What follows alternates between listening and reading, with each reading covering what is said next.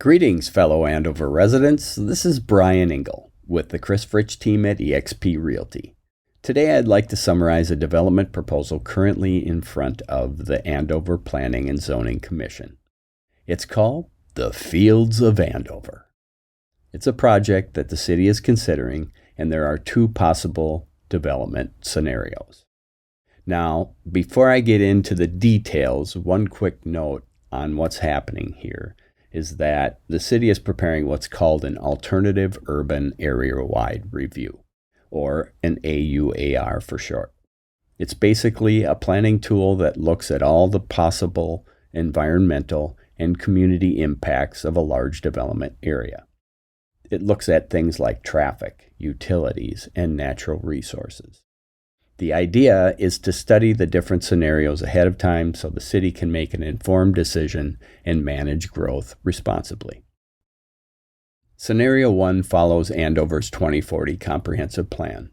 It would allow for about 80 homes total, one home per 10 acres, with no commercial development included. The upside here is it keeps density very low and preserves a more rural feel to the city of Andover.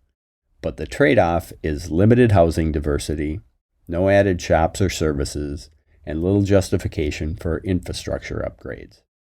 In short, it's status quo growth. A few new large lot homes, but not much else. Scenario 2 takes a more forward-looking approach.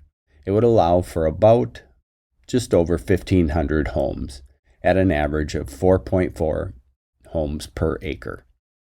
Now, there's also 30 acres of commercial space with shops, dining, and services that will be planned. The housing mix is designed to meet different needs. There will be senior villas, single-level homes that'll be ideal for downsizing. There's also going to be detached townhomes, offering lower maintenance, single-family style living.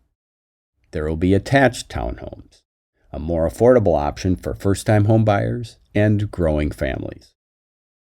And last but not least, there will also be senior apartments, allowing residents to stay in Andover as they age. Scenario 2 gives people options throughout different life stages. Whether you're looking to buy your first place, raising a family, or looking for easier living later in life. So you might be thinking, what does Scenario 2 mean for current residents? I think it'll mean more choices for people.